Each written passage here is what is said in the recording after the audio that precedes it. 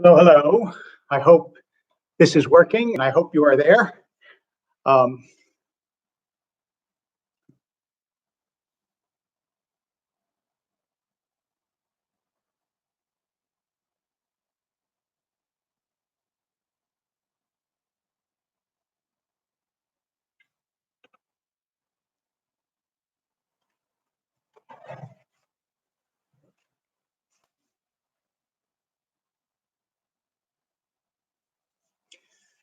Hello, everyone. Welcome to the Wednesday class from the living room. And today I'm going to be talking about Jewish books. Obviously, this is an endless field, and I am grateful to have some Jewish books behind me, although I don't know that you can make out the titles, some non-Jewish books too. But what I'm going to do today is to sort of give a tour for those of you who would like to learn something about Jewish books and learn maybe where to get started and how to get started in Jewish books. I believe I have set it so that you can make comments. So if you want to make comments along the way or add the names of books that you want mentioned, please do. But I'm going to start at the beginning. Most of us, I suspect, have not sat and read through the Tanakh from end to end. So I'm going to make a suggestion, starting with the Tanakh, with the Bible, and going all the way to modern times, of some books that might be interesting or useful for you to read or to at least take a look at and decide if, in fact, they're the kinds of books that would interest you. Now, as I said, this is an endless field, and nobody can comprehensively cover it. But starting with the Bible, let's look at one or two or three books. And here, apart from the Torah, Genesis, Exodus, Leviticus, Numbers, and Deuteronomy, that most people are somewhat familiar with, depending. And Genesis is probably the best known and best loved of those. Once you move further on, let me just highlight a couple of books. Samuel 1 and 2 tell the story of Samuel, Saul, and for me, most rivetingly, King David. You can literally just sit down and read through them. It's like a novel, except it won't take you as long as many novels because, relatively speaking, they're short. And you can open up the Bible and just read Samuel 1 and 2. I would also recommend reading a very different sort of book from the Samuels, so to speak, which is Ecclesiastes. Ecclesiastes, which is known in Hebrew as Kohelet, is essentially a collection of bits of life wisdom.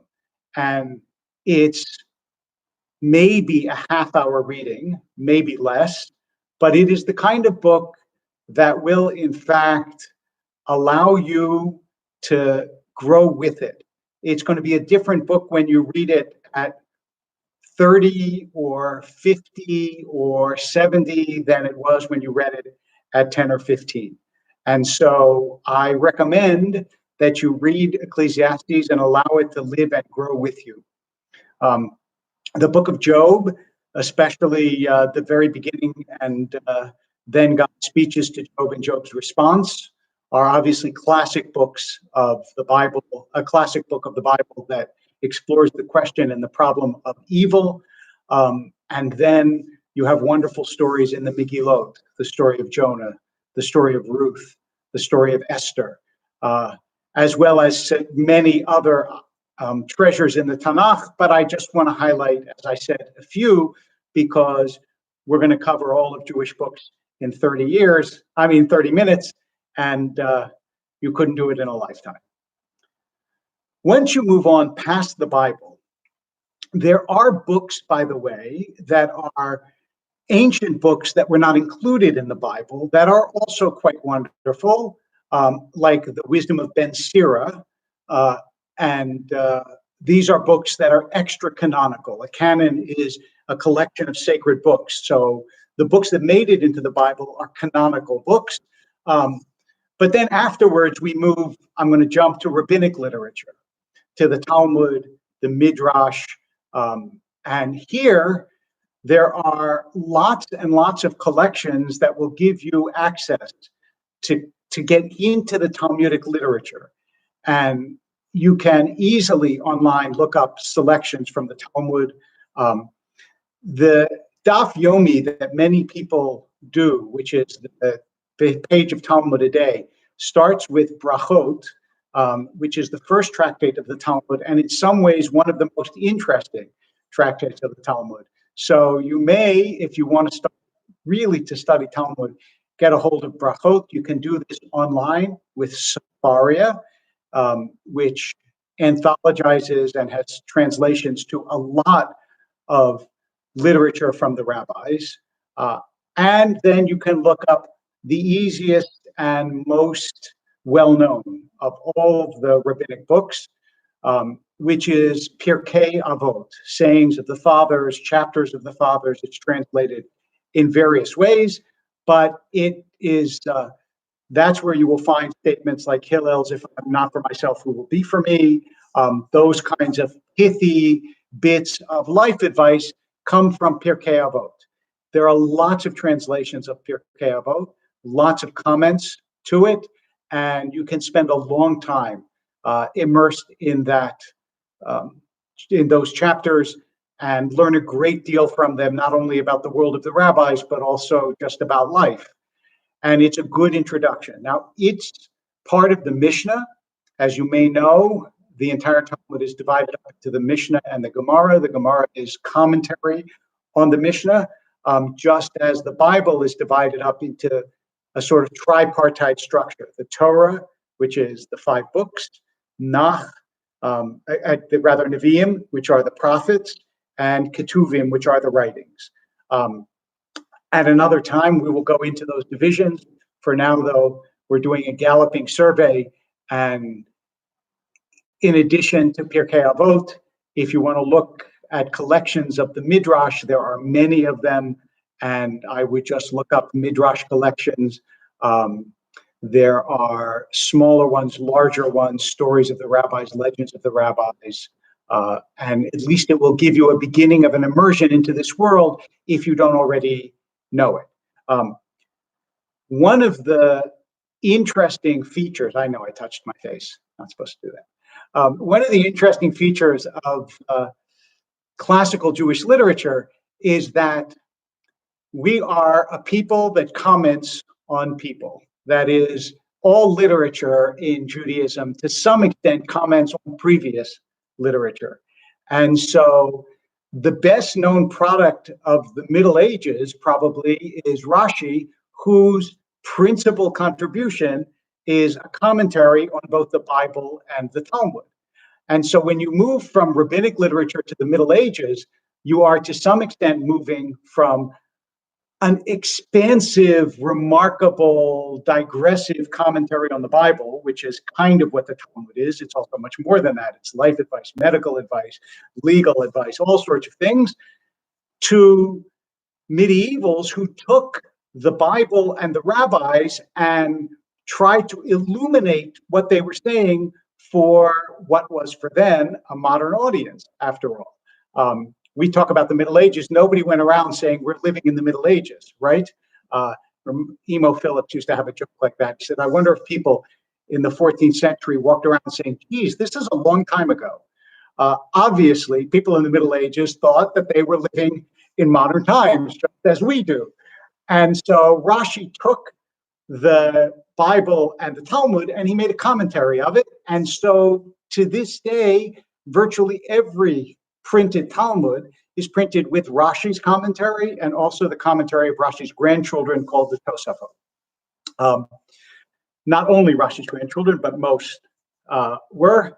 And this is also translated in some places, but apart from the commentaries, of which, as I said, there are many in the Middle Ages, and you can now get the Commentator's Bible or others where you can find comments of very, very well anthologized and renowned commentators like Nachmanides, Ramban, Rashi, Ibn Ezra, Sforno, and many others.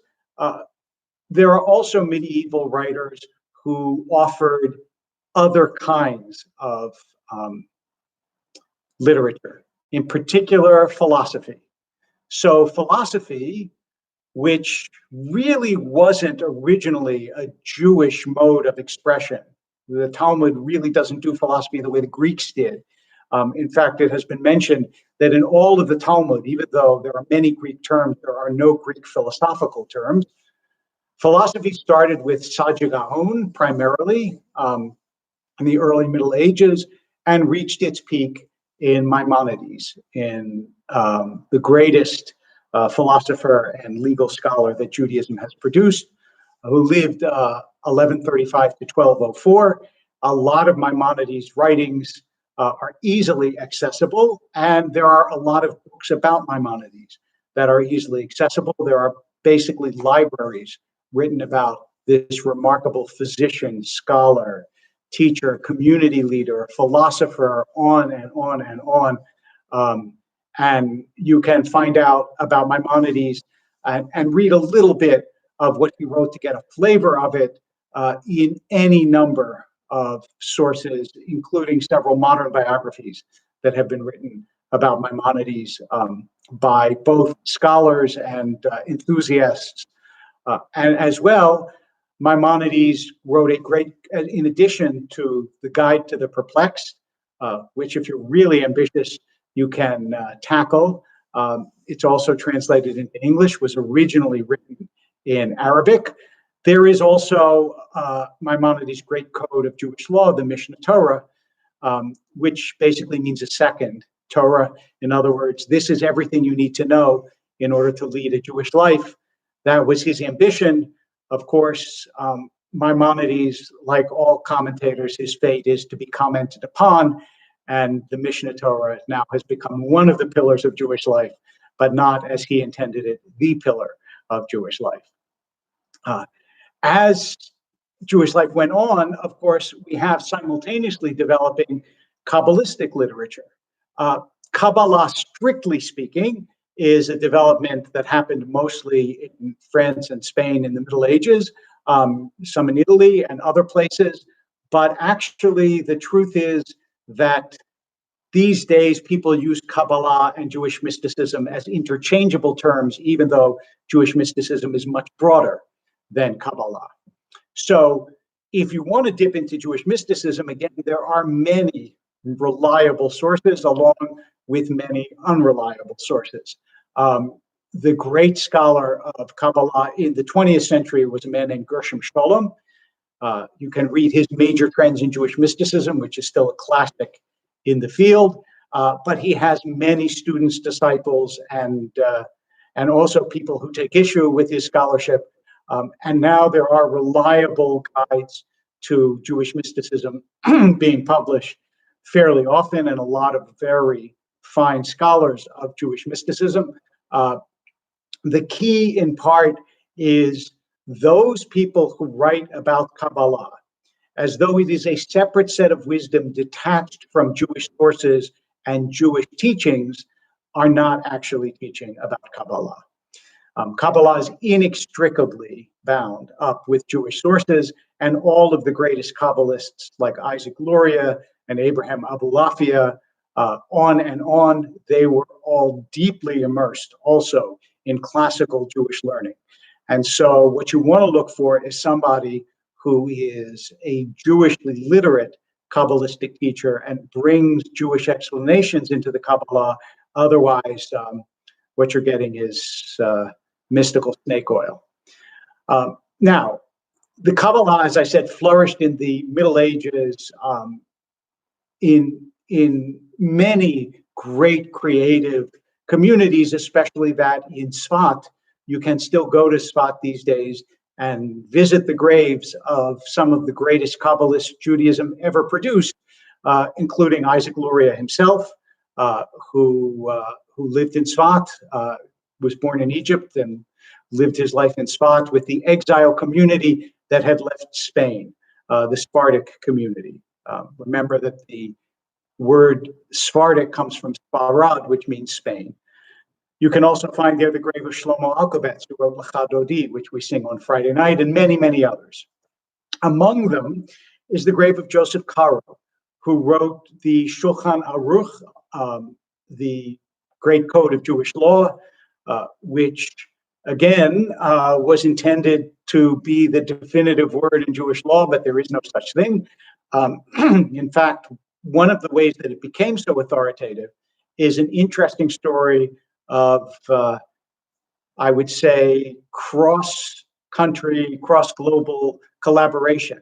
There was a man named Moshe Isserles who lived in Poland, who was a very fine scholar and was writing a code of Jewish law.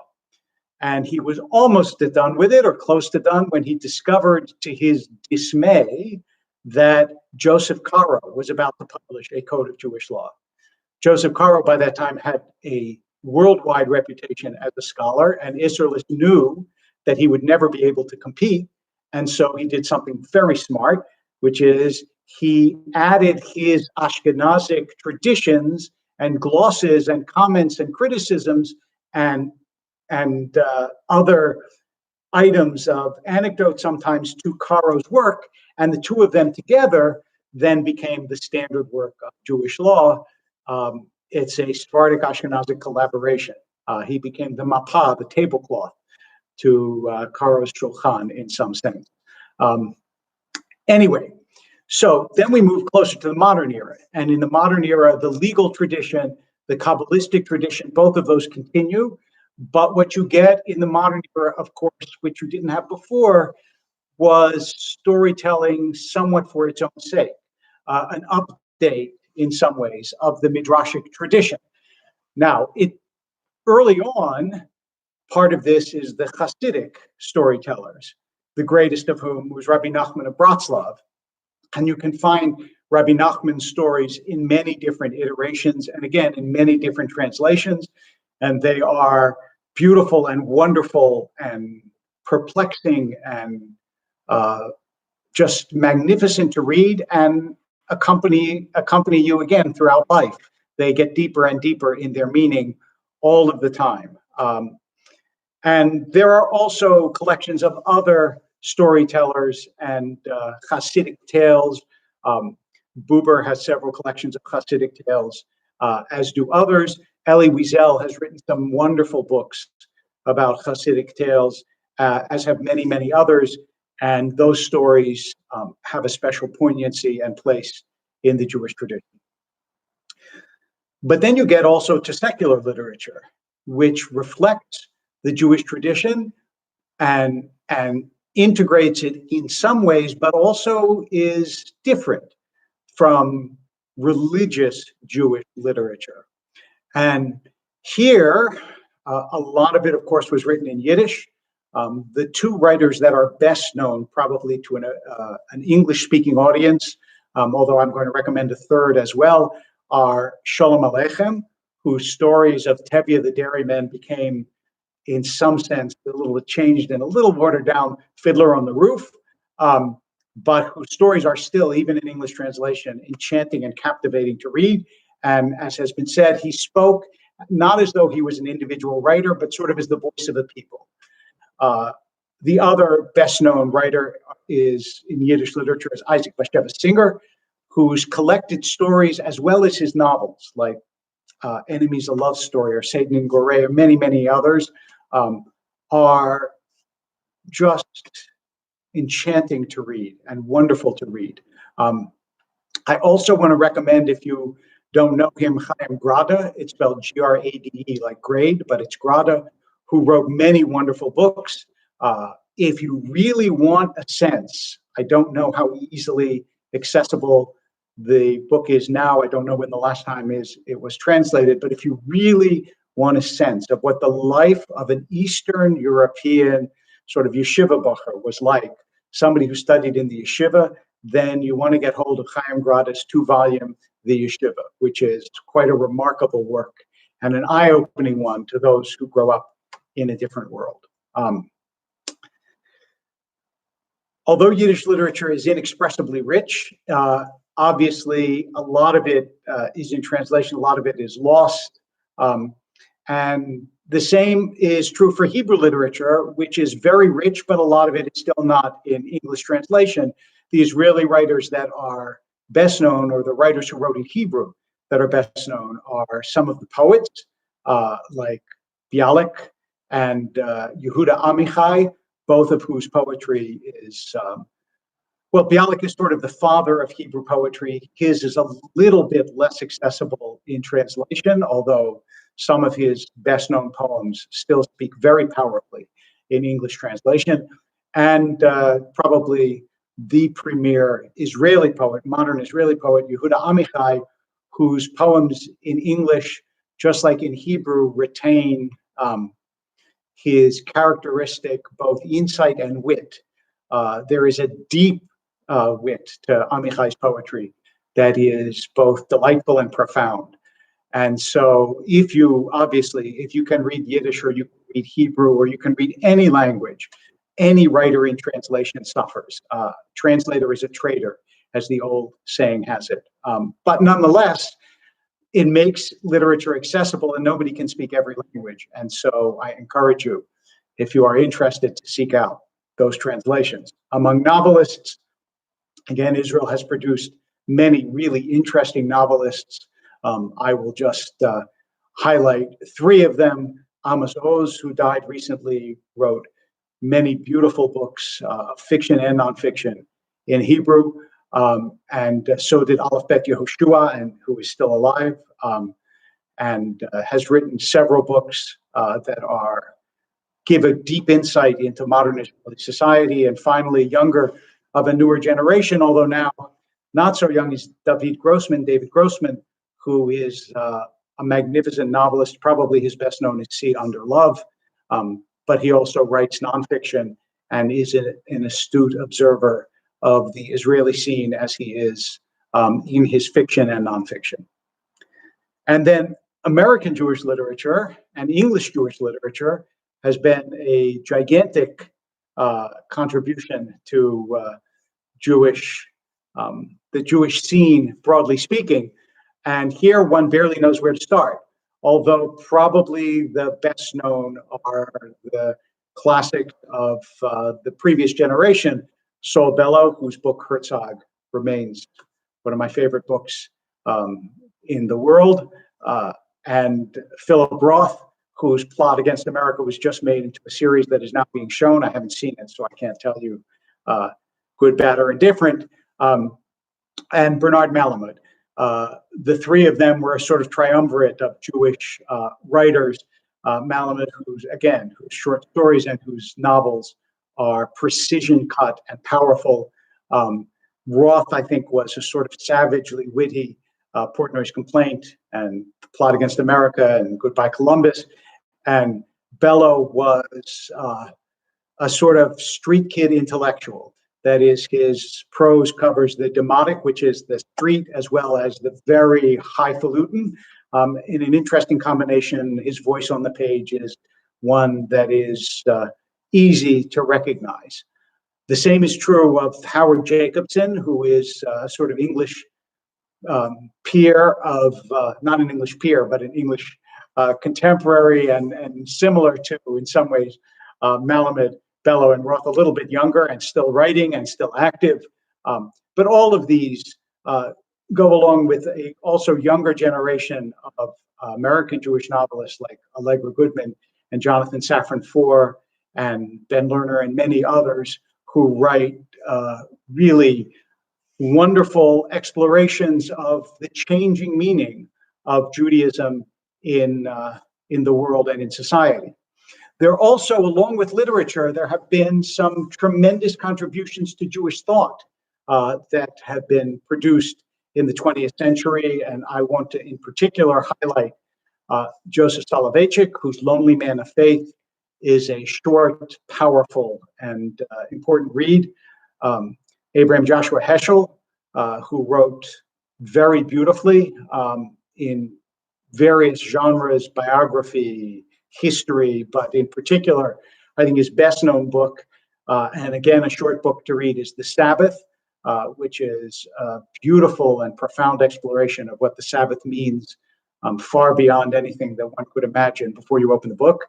And then there is Martin Buber, whom I mentioned before in connection to introducing Hasidic tales to the American public, but also Buber wrote, and is probably best known for his short, profound book called I and Thou, which is a very difficult book to read by itself, but there are useful summaries and commentaries on I and Thou that are easily available, that introduce this notion of a relational Judaism, a Judaism that teaches us how to be both in ourselves and with one another. And as a sort of throwback to tie back to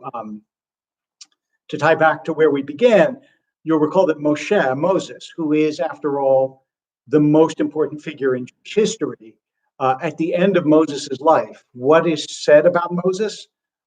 It's said not that he did the most mitzvot, that he performed the most commandments, not that he was the ethical exemplar of the world. He may have been, but that's not what the Bible says about him at the end. The ultimate praise is that he saw God panim el panim, face to face, which for Buber means that he had the most comprehensive I and thou relationship to God of any human being. And so you see how even as late as our own age, every Jewish work is in some sense a commentary on works that went before it, and it is one long chain of comments on comments on comments on comments, trying to capture reality in some sense in this web of words. I also want to mention two series, not only because I'm part of one of them, but also because they are useful. And that is that both Schocken and also Yale University Press put out very short Jewish lives on all sorts of figures, both ancient and modern. The one that I wrote about was David, was an ancient one, but there are also moderns, for example, Rav Kook, and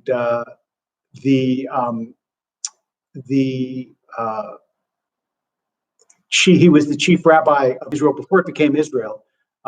He was known as the chief rabbi of Palestine. That's what it was called before it became Israel. And Kook, K-O-O-K, is the subject of a beautiful biography by Yehuda Mirsky in the Yale University Press series. I did see that one of you suggested, which is very smart, that I should spell names as I mention them. And unfortunately, I can't go back and remember all the names that I should have spelled along the way, but I will mention a couple. Buber is B-U-B-E-R. Heschel is H-E-S-C-H-E-L. And Bellow, B-E-L-L-O-W, and Herzog, the book I mentioned, is H-E-R-Z-O-G. And several others. Please feel free to email me, and I will be happy to answer the names of any of these. My email, which I will spell out, is dwolpe, W-O-L-P-E, dwolpe at Sinai Temple, SINAITEMPLE.org, dwolpe at SinaiTemple.org, and I will be happy to make up for my sins of omission by not spelling some difficult names. Like I know I flew through Abraham Abulafia as though that was an everyday name that you would run across in your local Walmart, but it probably isn't. Abulafia is A-B-U-L-A-F-I-A, Abulafia. Anyway, I think I spelled that right. It's hard for me to visualize it while I'm saying it. In any case, so that is a very quick tour of some books of Jewish interest. I left out many of my favorites. Some of you will wonder, like, where Herman Wouk is, W-O-U-K, and Leon Uris, who wrote Exodus, a very famous work, among others, and Chaim Potok, P-O-T-O-K, who wrote The Chosen, which is one of the most wonderful novels, in addition to writing a book called Wanderings, which is a beautiful Jewish history. Well, as I said, you can't cover everything in a half hour. Jews have written a lot of books, and God willing, we will write a lot more, but there's at least a few to get you started in these quarantine days. Thank you for joining me, and happy reading.